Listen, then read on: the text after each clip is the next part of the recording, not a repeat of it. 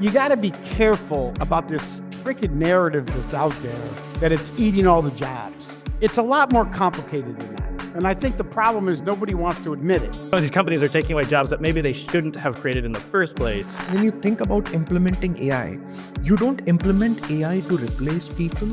You implement AI to make things better for your customers. Everybody's trying to automate everything. Bullcrap. Pick 3 things that keeps you up at night. Start there.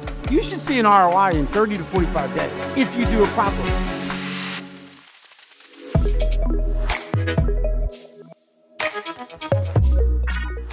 With me today are 2 experts with deep expertise in both AI and change management in the CX world, Jim Iyoob and Manu Dwievedi. Jim is the president of ETS Labs and the chief customer officer at Etech Global Services. He's my go-to person when it comes to pragmatic, straight-shooting AI innovation that leads to operational excellence. And he's also a prolific author, as well as a member of the advisory board for our sister publication, the CX Lead. And Manu is the assistant vice president of ETS Labs and the co-host of Etech's podcast, where he does deep dive explorations into AI and CX with respected experts in the field. He's also the person that I call when I get asked about enterprise scale change management challenges in the AI transformation space. Jim, Manu, thanks for being with me here today. Thanks so much for having us. Exciting. I love digging into our conversations. I've known you guys for a little while. I expect us to zig and zag a little bit in interesting ways, and that's totally cool. But just so our listeners know, here's the roadmap that I put together today. I was mostly excited because you two, you're in this space. You're deep in the CX AI transformation space. There's been a lot of headlines in the news lately about big companies trying to incorporate AI into their customer experience. Some have a good outcome, some have a bad outcome. So what I wanted to do is I wanted to start us off and just address the big elephant in the room about AI call center transformation projects. And then I wanted to just get a few levels deeper than the headlines about what is actually happening in these headlines. And then I just kind of wanted to zoom out and just use CX as a lens to talk about 3 things. I wanted to talk about kind of like the state of AI human hybrid business models today. I know it's like a big topic, but I don't want to just talk about the tech. I want to talk about the cultural impact as well of what you're seeing, boots on the ground. Then I'd like to hear from you about, change management best practices around any project that's implementing AI-related change. And lastly, I'd like to get your thoughts on how an individual department head or project leader should approach AI-led change of this nature, especially if they're already mid-flight in it, and how they can help make it do more good than harm. How does that sound to you two? That sounds awesome. This is going to be a good one today. I love it. Awesome. Well, let's start with the hot question. And here's the way I see it. Even outside of the world of customer experience, a lot of us have seen these headlines, like the one about Klarna replacing almost all of its human call center agents with AI, only to rehire most of their call center staff after a few months. Other examples just like that. So here's the question. When we hear about layoffs and roles that actually appear to be getting replaced by AI as a result of a big strategic pivot, how much of this is exactly what it looks like on the surface, and how much is perhaps more complicated than it seems? Yeah, I'll probably get in all sorts of trouble for this, but in 2019, I spoke in Montego Bay, Jamaica, and basically said AI is not replacing your people. But you really got to think about this differently. You got to be careful about this freaking narrative that's out there that it's eating all the jobs. I mean, it's a lot more complicated than that. And I think the problem is nobody wants to admit it. So if we look at it from a holistic viewpoint, most companies overcorrected when we had this pandemic. So basically, labor, people were showing up for work because they were all remote. Let's be clear, right? So people were showing up for work. Let's hire more people, and really what's happening is a lot of people are just right sizing right now, right? Because you hired so many people, right? And now they're saying we're pivoting to AI, which is why I'm getting rid of people. That's not really true, right? It's really not strategic when you think about it. They didn't plan properly, and now you're reacting to what the market is telling you. I can tell you, Etech as a company, we've grown jobs, even with AI, deploying AI everywhere, right? What AI is doing now, in my opinion, is really its productivity to get people to do things better, faster, but it's enabling them to do it. what it's allowing us to do though is give more skilled people more roles, right? And I think the companies that are using these mass layoffs are using that because they're basically saying, "Hey, it's not me, it's AI. That's why I'm laying off these people." And I just think it's wrong because AI is always going to need human people. We talk about it all the time. Human in the loop. AI is only as smart as the person that programmed it. So guess what? You need people to do that. And that's really what I'm looking at it, versus what everybody else is saying about it. Everybody's just blaming AI for why I'm downsizing. They're blaming, and by the way, the reason you hear these stories about people bringing back is because they didn't know how to deploy it in the first place. So instead of taking that customer experience, you pissed off half your customers. So now guess what? You got to pivot back because you didn't do it right in the first place, which I'm sure we're going to talk about today with change management. I really like that perspective of like this. The cause and effect is a longer period of time than we're looking at, and also that notion that like AI is being used as like an excuse. And you could kind of like, as you're saying that, I'm like, I can see how that works up and down, right? You're like, you've got your shareholders, and they're like, why aren't you 10xing, shareholder value by replacing everyone with AI? And when you're looking down, you're like, okay, well, also, I need to justify some of the changes that we're making. Whereas it is actually a correction. I remember it was 2019. It was early 2020. And like I was part of a massive layoff at a large consultancy.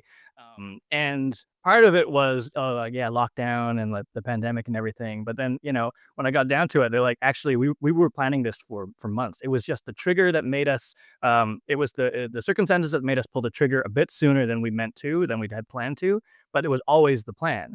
And I was like, oh, that's interesting. And I suspect, like, I'm glad that like we're talking about this because I suspect, like, I could see how that correction would take place, right? It's like, oh, like a lot of the contact centers didn't even think that they could do remote call center at the beginning of lockdown, and then suddenly it worked, and then I could imagine it perfectly. Okay, you're getting like higher call volume. Okay, let's hire more people. It's actually easy now. We don't even have to like get like workstations set up. Like they're remote. And actually, this is like a correction of that. I think that's fascinating. Yeah, absolutely, Kiran. When you think about it, and just like you said about stakeholders specifically, right? What's an easier story to tell? Is it that, hey, I had easy money, I hired bunch of people and I don't need them now? Or is it that, hey, I don't need more people now? So people are actually trying to just use AI as a scapegoat. Yeah, it's like, and that's like, it's interesting about the headlines and like what I learn about news media more and more every day is that it's political, right? Like the stuff that's in the headlines is political. It's going both ways. It's you're thinking about the stock or the investors, and you're also thinking about, messaging to like the broader population of what's happening in the world. And sometimes that gets muddled. And our takeaway is, oh my gosh, AI is taking all the jobs, even though it said it wouldn't. Whereas the answer is some of these companies are taking away jobs that maybe they shouldn't have created in the first place, and they're going to use AI as the excuse, which is fascinating. um, I wanted to zoom out maybe a little bit, because like folks in my network and folks who listen to the show, a lot of them are being asked to reimagine parts of their business through the lens of AI. Like that's the sort of directive that they're given. But when they receive those marching orders, it's like pretty vague. It's more vague and like just directional than a plan. And a lot of them are sort of, left scratching their heads about where to start. I was just, thinking about contact centers and, AI assist, and what the technology is doing there. I have been in the space for a little while, or I've touched it at least, when it was kind of not super AI. It was just like chatbots, right? And it was like, how do we incorporate this and like, create like more of a omni-channel customer experience that doesn't require like massive staffing changes. But CX has always been sort of reimagining parts of his business around technology. But for folks who are like just getting started, like when trying to imagine or reimagine a core part of a business operation using AI, like what's the first thing that an organization actually should do before entering a planning and implementation phase so that when people receive it, they're not like, what do I do with this directive? Yeah, it's a great question. So I'll tell you this, all you CEOs out there listening and all you people that are bosses are telling them to automate everything. First of all, I have this quote since 2003. It's not your decision to tell me how to contact you if I'm buying your product. It's mine. So number one, Stop trying to automate everything, because you're going to just upset me and I'm going to leave you. In a global marketplace, I can buy your product from anywhere. So the only thing that differentiates you from anybody else is the customer experience. And if you destroy that, I'm gone. So that's the first thing I would say. Number two, if you're on Kindle, by the way, here's your guide. It's free on Kindle. This is my latest publication, AI in the Contact Center. That's a good step-by-step to tell you what to do. In the planning phase, I think where people get it wrong is they think they have to automate everything. And that is so far from the truth. You're sitting on the largest data set in the planet, which is your interactions. If you actually analyze those interactions, you can get low-hanging fruit that can be automated. You might lose a few people. You'll improve your customer experience, or at least keep it the same, but give customers what they want. That's my 2 cents on it. And Manu is much smarter than me, as we all know. He can probably give you a lot more on but that's just my common sense, is what I call it, approach to it, where every software company, they all came to me. They came to me. I can remove all your people. Oh, please. Like, you're an idiot. And the funny part about it is the people that are telling you can remove all your people never took a call a day in their life, never worked in a call center, and they're clueless on how it actually operates. Manu, I'll pass it to you. Thank you, Jim. And Galen, every time this happens, like a customer comes to us and says, "Hey, I want to automate everything because there are a lot of things that are wrong within the whatever is set up currently." I go back to something that Jim has always taught us. He has said, if your process is broken, AI is not going to fix it. AI is an efficiency tool. Automation is not going to fix something that is already broken. And I think that's inherently what's wrong with our approach. When you zoom out and when you think about implementing AI, you don't implement AI to replace people. You implement AI to make things better for your customers. Do I want my customers to wait for 10 minutes in a queue to be able to get a small simple answer like, "Hey, what's the balance on my card?" or "password reset," right? Once you understand that you're automating because you want to solve your customer's problem, improve CX, the entire thing changes. Now you're not thinking from that negation mindset that, "Hey, I want to get rid of 200 people and that's why I'm going to automate." So one key thing that people can learn is go back, get brutally honest with yourself, understand how I can help improve my customer experience, and then see where you can drive that efficiency, which will result in a better sentiment. I love that. And like, there we go again with the idea that AI is just this sort of like trigger for a thought that we should have been having or have been having for years. When you go to process design, like, yes, we want to become more efficient. We don't want to scale something that's broken.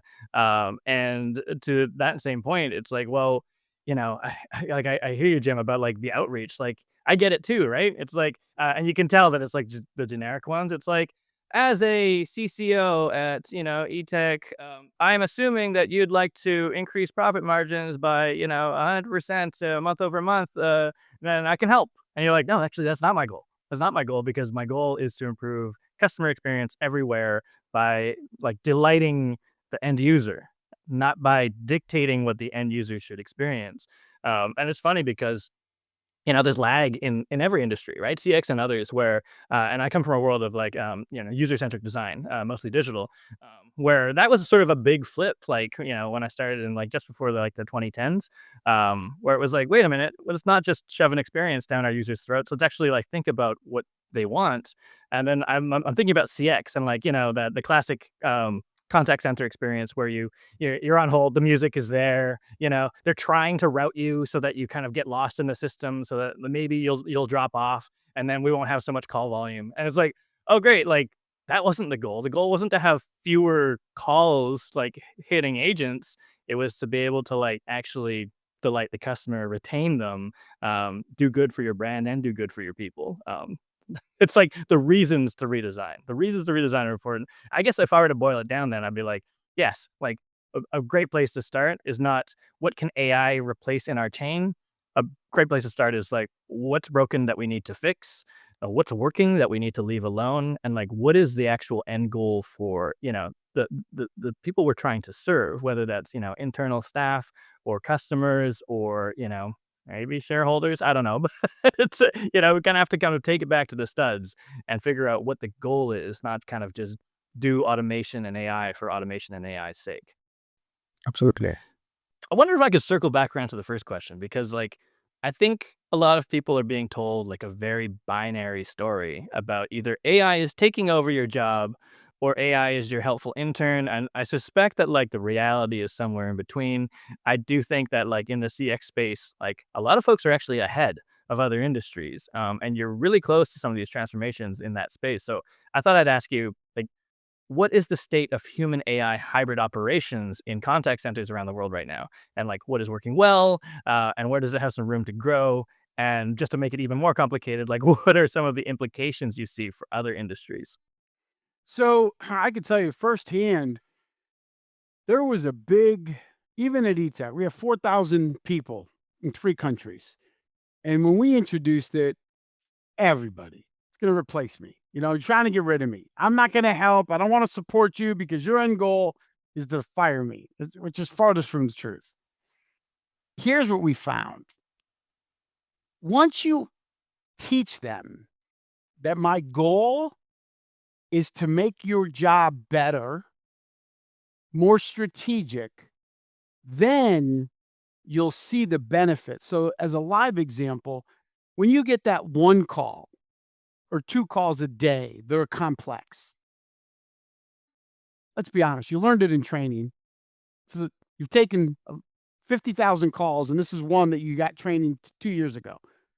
Would it make sense if I give you an assistant to help you there about, to help you with that question that you get once every 6 months?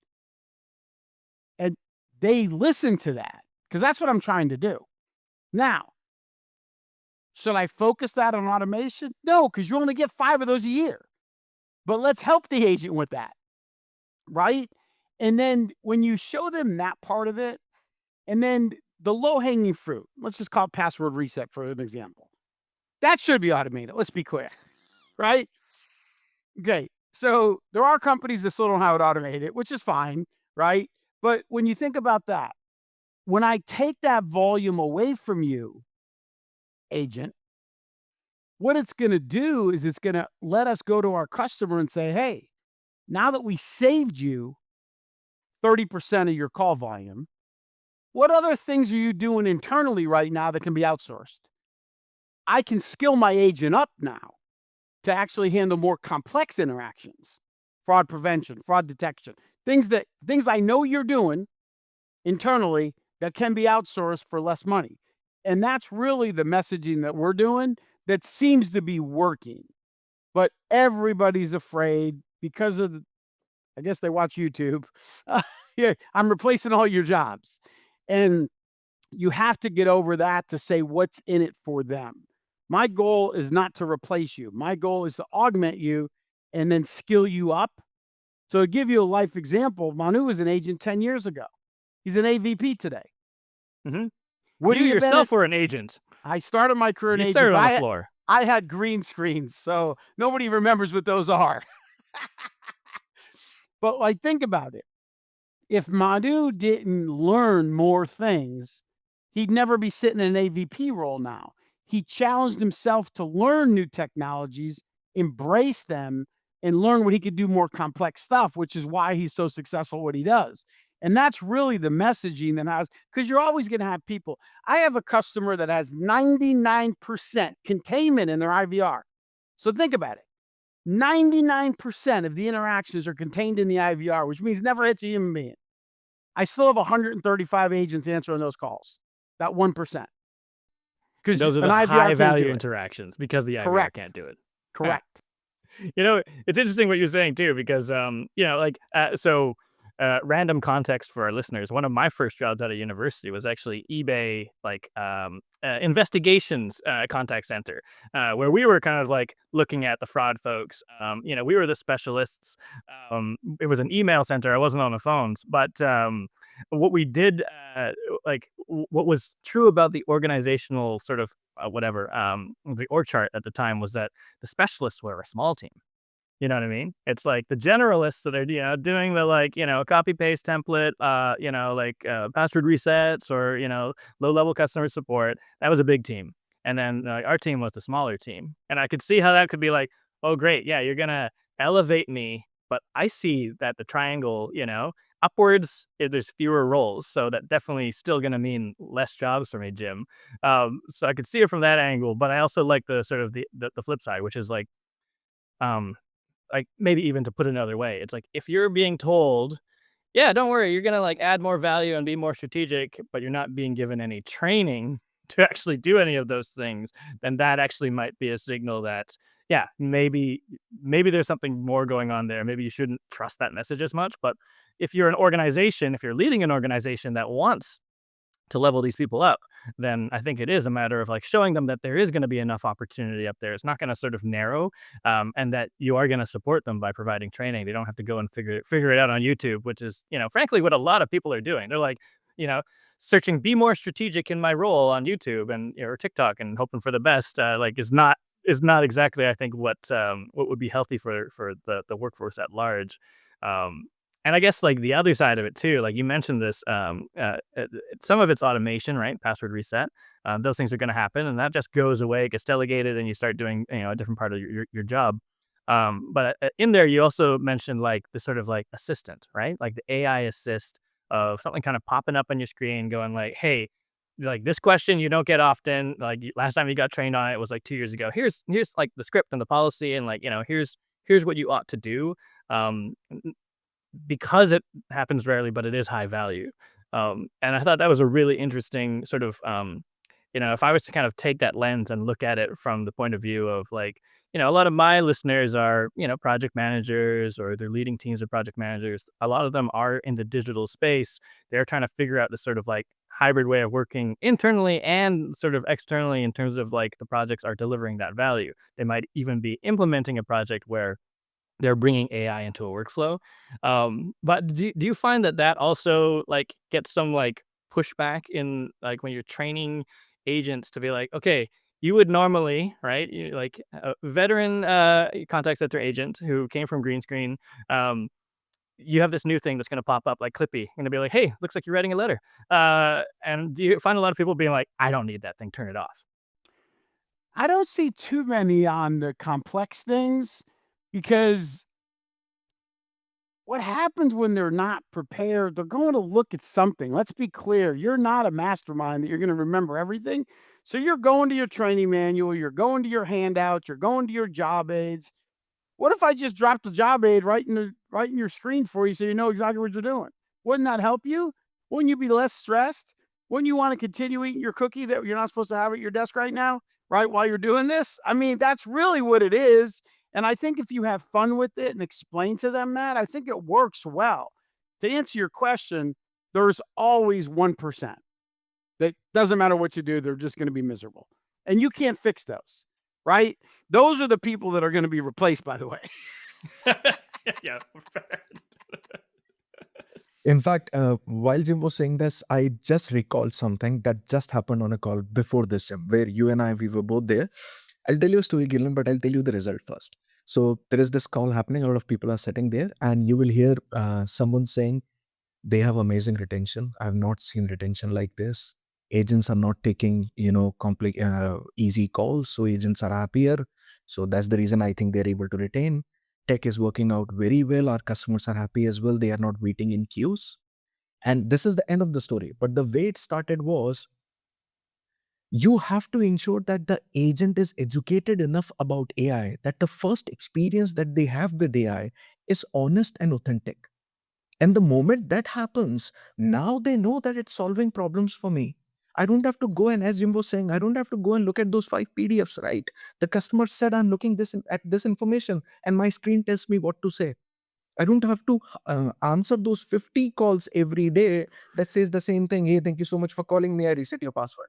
Right? So doing the exact same thing every day. And this is a story that we just came from a call where this is exactly what the customer was saying about us because of these changes. And we are seeing a very positive shift in the demographic where now people who understand it, They actually want to be here because they know, hey, this job just became, something more than that standard contact center job where I'm just picking up phone and answering it all the time. Hmm. I love that. I actually remember I was recently at a conference and they put this sort of AI adoption chart on screen for their internal team. And the context was more on the coding side of things, like using Cursor. But basically, they're like, we did nothing differently. We just kind of like, we kept plugging along with sort of our messaging and driving adoption. And the line goes flat, flat, flat, flat, flat, flat, flat, flat, spike.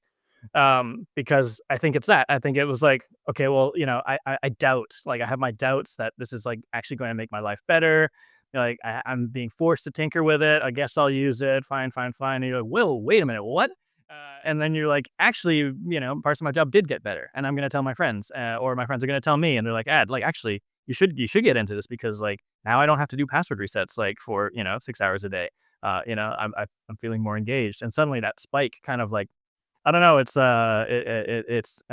from a change management perspective. Like we talk about this valley of despair, where people kind of get stuck in change that has been sort of pushed upon them, and they kind of need to like get themselves out of it. But this was kind of more like it just seemed like a sort of cultural shift internally of like realizing the benefits after being told them, and the benefits didn't change. But once they kind of like it took them time to sort of realize how it actually impacts them. And I like what you said about like first interaction with AI should be delightful as well, right? And like that's true of the customer in the customer experience, and also like the employee for the employee experience. Which I mean, I was thinking about it. I was going to ask you actually about like sort of like change management, like your sort of philosophy on change management. Like, I ETS Labs, like you are, it's a services organization. You are helping your clients, with this. So you might not always get to see like change management from end to end, but like, in terms of like recommendations that you make to your clients about, how they can make or break their project by doing change management right or wrong. Like, what are some of the things that you're sort of recommending to folks to do, like before or during or after an implementation of like your services and solutions? Manu's the brains behind that. I'll let him take that one. I'm going to start with something again that, Jim has always mentored us on. If you spring up something on people as a surprise and say, hey, this is AI, it's going to help you, there will always be doubt because people fear what they don't know. But people will support what they have helped create. And that's very important when it comes to change management. If you buy in, top down or bottoms up, doesn't matter. If everybody in the organization is bought in, they understand that this change is coming to help me. Here is how it's going to function. They understand AI as well, so that they are not fearful that, hey, it's going to make me do something wrong and it's going to impact me. So as long the first years, and in fact, we talked about this at CCW as well. Any AI implementation, 80% is change management and only 20% is technology. You have to educate people. You have to make sure that they are providing their own input into it, that as an agent, this is what I want to do. Think about it, Galen.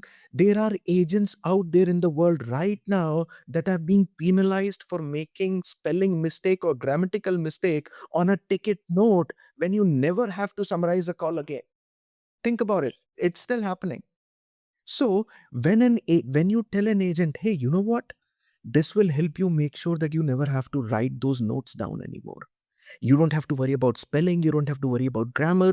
It's perfect. It sends the notes over and you can move on to solving next problem. Tell me one agent who's going to say that, hey, I don't want it. The problem is you never explain it. You never educated them enough. And now they don't know what's going to happen.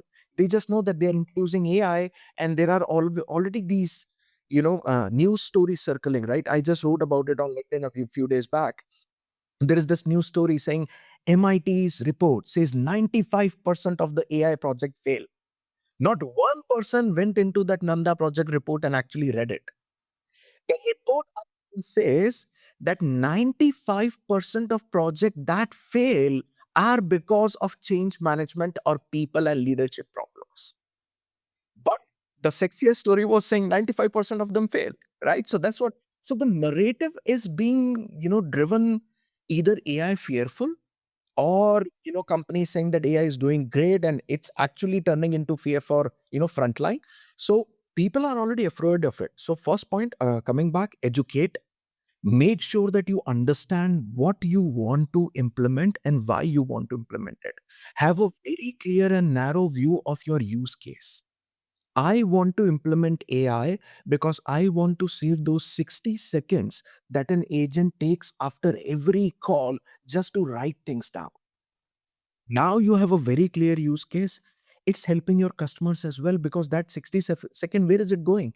It's going into making sure the next customer is waiting 60 seconds less. So it's helping your customers as well. Also, it's helping your customer because now agents are not making grammatical mistake or forgetting to write something in a ticket.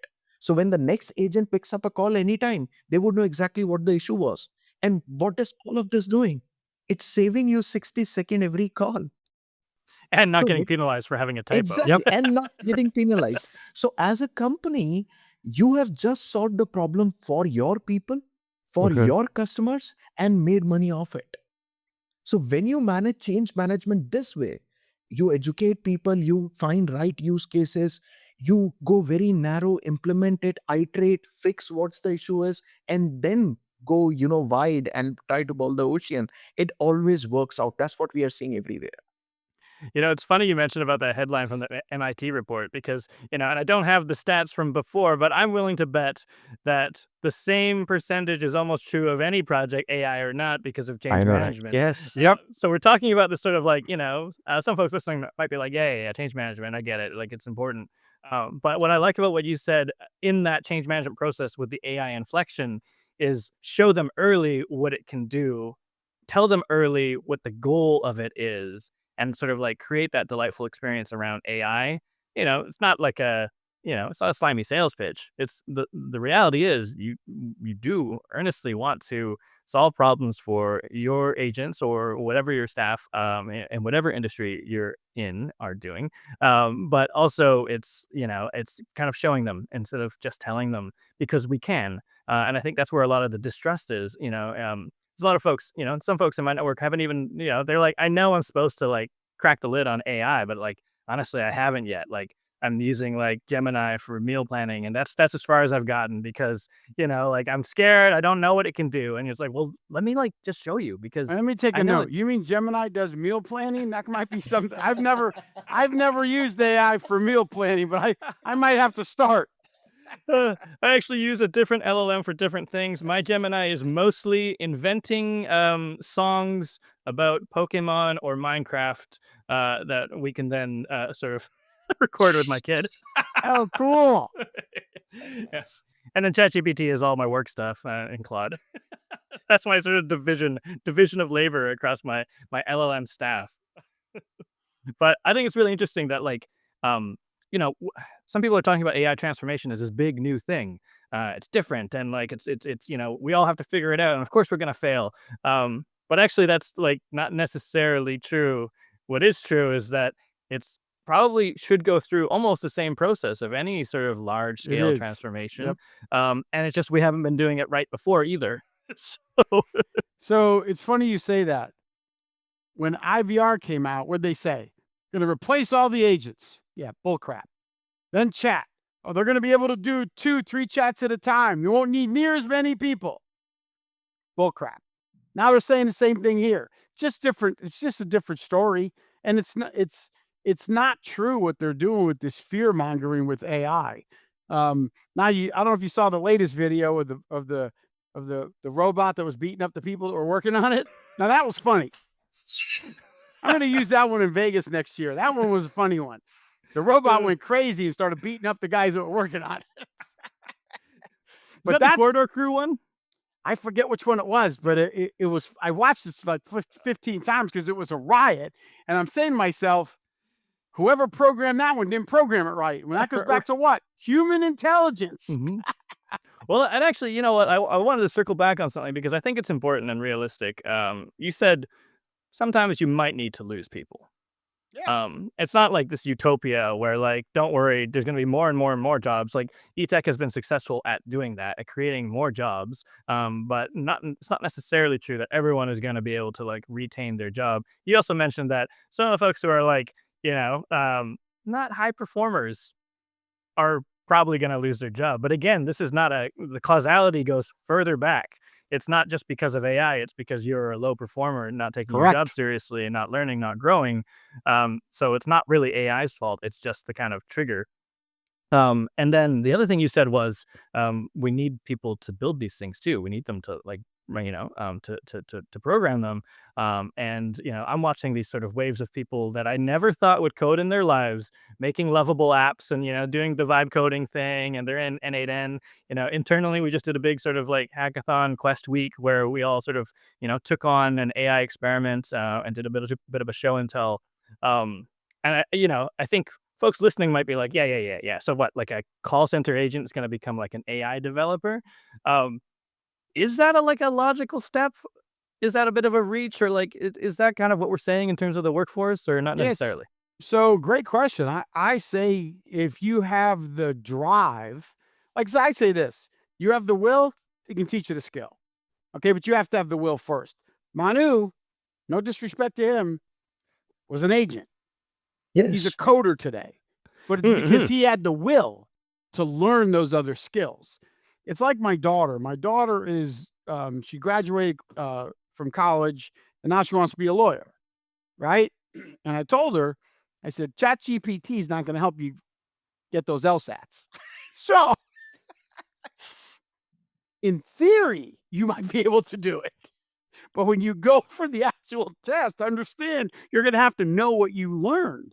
And that's what some people are, unfortunately, in our society. I see a lot of people in school, like now they're banning, my 17-year-old, she's a senior now, they're banned her phone from school, so now she has to actually think on her own. Well, it's good for you, right? Because, like, what are you using the phone for? Like, I don't have my chat GPT. Like, so, oh my goodness, you're going to learn. This is just a terrible thing. Well, actually, that's a really interesting use case because, you think about like the calculator or like, when I was in whatever 11th grade sort of math, you get the Oh, like yeah. Texas Instrument calculator that, Yeah, has, remember the yeah, Texas you're like Instruments one? TI-83. And then, at some point, someone's like, yeah, because you don't need to know all the math. Like in the real world, in the workforce, you're going to have a calculator like we didn't know at the time, but like on your phone at all times. Now we have AI assistant in the contact centers. Like, is there a fathomable future where actually your daughter is a lawyer with like hologram AI assist with like, the law just referenceable there with like a clippy there going like, oh, did you mean this part of the legislation? Yes. Okay. Oh, we could probably argue that like, But do they but actually need to know? they do. Here's why. Because if you look, there's tons of articles out there if you Google it on AI giving wrong answers. Okay. So that's why you need that human being. Like AI, that's why we say it's not replacing, it's assisting, right? I use AI all the time. I have 5 different platforms like you that use it different things. But the problem is it's all based on who coded this thing to understand, right? And yes, can it learn from you eventually? Yes, it can learn your personality, it can learn your style of talk, your style of writing. But at the end of the day, you still gotta read it because it does make mistakes. I could tell because people use it to send me stuff all the time. And you see it on LinkedIn, right? You can tell because it's got the emojis, it's got the crap in there that means nothing to me. They copied and pasted, right? I got BPOs, by the way, coming to me in LinkedIn saying, hey, listen, I just had one today. I see you're in logistics. No, I'm not. I'm not even close. And they're trying to sell me their services. So that tells me the guy didn't even read it. He just copied and pasted, probably used it for everybody. And that's why you always need that human being part of it. That's the way I look at it. Actually, it's just a really clean picture of the future. Whereas, like the workforce is changing, education is important. We need people to upskill and we need to support them in upskilling. There has to be that will to do it. If you Yep. don't have that will to do it and you're a low performer, yeah, you're probably out of a job and that's probably your own fault, actually. Yep. But, Not the AI's fault. mission, yeah, and the mission is to get AI to be better and hopefully not take over the world. Like, I don't think that's what we're saying, but I think that, there is this sort of harmony that can be achieved. And even though you're taking on this big sort of AI transformation project that is going to impact lives, and people are going to hate it and some people are going to love it. At the end of the day, it kind of boils back down to any kind of change, any kind of transformation, whether it's IVRs or because of the pandemic or because of AI, it's still, the approach is actually still the same. It's still a human in the loop at some point, and it's still, about the people. I wonder if Absolutely. I can ask one last question, Sure. because I want to kind of take this back down to like a practical level. But I was talking about my listeners who might be sort of, department heads or project leaders. Like, what advice do you have for a department head or a project leader who is like already mid-flight on a transformation project, that is adding sort of AI into like a core business function, and they're listening to this and they're going, "Oh crap, I should have listened to this before I started. Now, am I screwed? What can I do mid-flight that can make sure that from a change management perspective, from a tech perspective, from an operational perspective, that it'll do more good than harm?" I would tell you domain expertise means more than any tech expertise. Number one, I would say crawl, walk, run. Everybody's trying to automate everything. Bull crap. Pick 3 things that keeps you up at night. Start there. Once you deploy AI and once you do it in a controlled environment, then you can pick up other things. But I would be going for what we call low hanging fruit, right? And I think that's where everybody messes up because these projects take 6 months, 9 months, 12 months to see your ROI. You should see an ROI in 30 to 45 days if you do it properly. Because if you're not going in with the big, huge, let me automate everything, let me automate a piece of the business. If I drop my call volume by 5%, that's real money, real savings, right? And then again, scale it up. I think that's where everybody makes the mistake. Everybody makes the mistake is they think they have to do it all. And that project never gets off the ground. I tell our customers all the time, they're like, I want to do this, this, this. Yeah, good for you. Let's pick 3. Let's start with these 3. Let's make sure it works first, then scale. Because once you get it down, you'll learn and by the way, learn from your failures. Failures don't mean bad things. Failures mean the way you tried it didn't work. Let's try something different. And when you're doing it with 3, 4, 5 little items, it's much easier to be adjustable, nimble than it is if you tried to do it all. And the third thing, last thing I would say is don't copy the process if the process today doesn't work. Mm-hmm.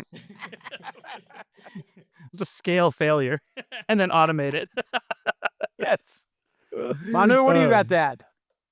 I think, Jim, this is exactly it. This should be, you should actually take this, print it, and put it somewhere if you're starting an AI process. Because if you do these 3 things, everything else works out perfect. In fact, I was just, a friend of mine, he's playing around with GPT-5, old accounting firm. They are trying to put in troubleshooting using AI internally for help desk. And he calls me a few weeks back and he's like, you know what? This GPT-5 is amazing. It actually went through troubleshooting steps for one of my internal employees, even though I didn't train it on. And then he says, but how do I make it do things right every time? Well, that's your problem. You decided I'm going to take a bot and tell it, hey, troubleshoot for people, and it's just going to do it every time. No, you have to define a very specific use case. My Outlook is not working. Now, this is the use case that you work on, email or something like that. So that's one of the big problem. People are using AI as a magic wand that's going to solve everything the moment you utter the word AI. But that's not how it's going to be. That's not the truth. I love that. I love that, like, it's almost poetic, but logical, that the path to macro transformation is actually through micro. It's like we need to go through these motions. We need to know what our goals are. If we don't like figure out what we're trying to do at a big scale, wholesale transformation has always been hard. I even from that first wave of digital transformation, I know organizations that are still journeying to cloud or trying to get onto other CRM or trying to digitize this part of their business like 10 years later, 12 years later. And the reality is, things will change in the world of AI and the world of work during that period of time. We have to think in shorter cycles.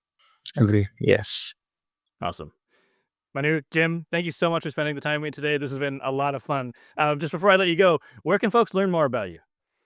So easy for me, LinkedIn, Jim Iyoob, Iyoob. I put out a remarkable CX newsletter once a month. Subscribe to my blog. Mine's all about content.